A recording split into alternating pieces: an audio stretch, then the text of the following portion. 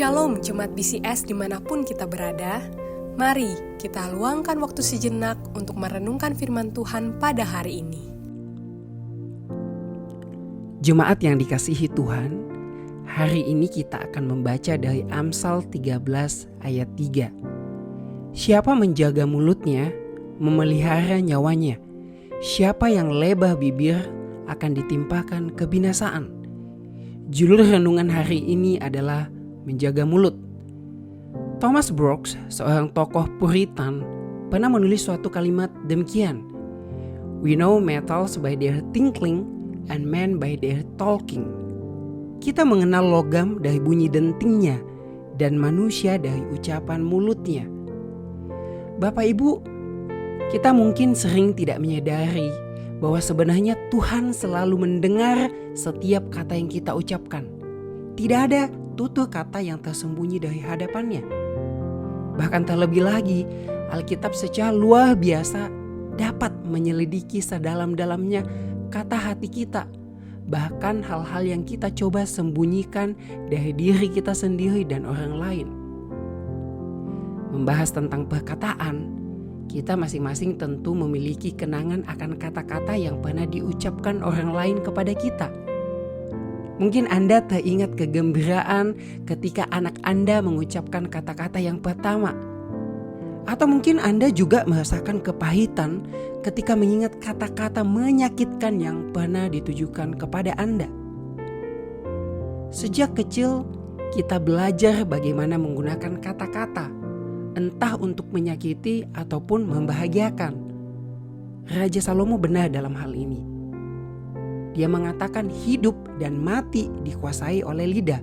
Amsal 18 ayat 21. Kita semua pernah jatuh. Karena itu kata-kata yang menyakitkan mudah sekali keluar dari mulut kita. Kata-kata kita bisa sembrono seperti ayunan pedang yang ceroboh. Terkadang kita terlalu banyak bicara.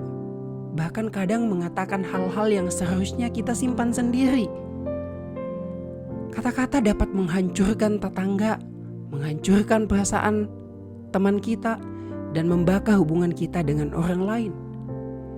Bahkan mungkin kita masih ingat beberapa waktu lalu, satu negara, Indonesia, menjadi sangat kacau karena ucapan mulut segelintir orang yang tidak menjaga ucapannya dengan baik.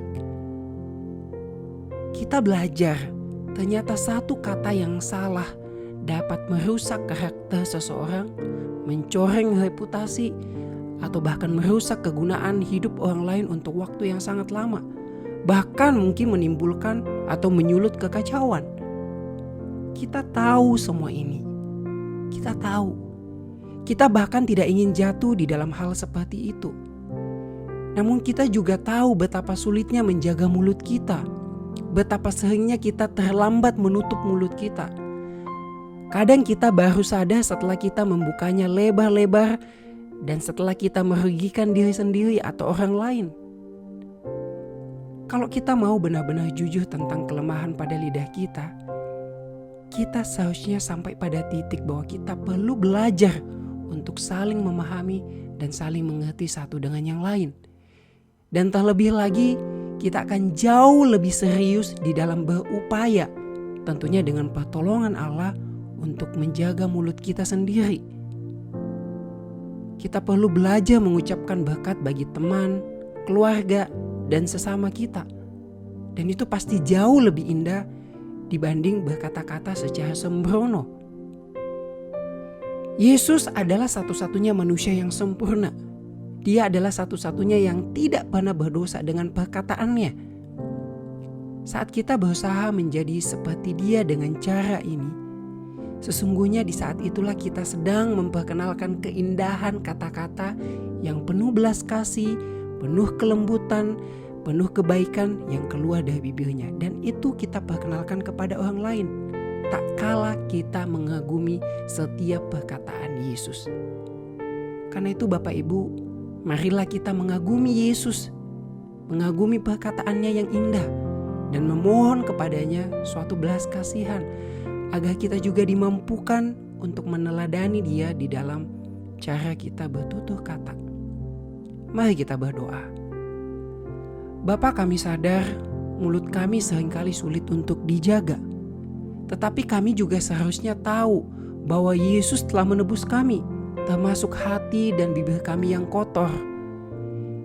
Itu artinya di dalam pertolongan Roh Kudus, seharusnya kami dapat mengagumi setiap perkataan indah dan lemah lembut yang Engkau ajarkan, untuk kami simpan di dalam perbendaharaan hati kami, dan untuk kami latih ucapkan kepada setiap orang di sekitar kami. Tuhan, tolong kami, bantu kami. Di dalam nama Tuhan Yesus kami berdoa. Amin. Demikian renungan harian kita pada hari ini. Mari kita terus rindu menjadi murid Kristus bersama keluarga Allah. Tuhan Yesus memberkati.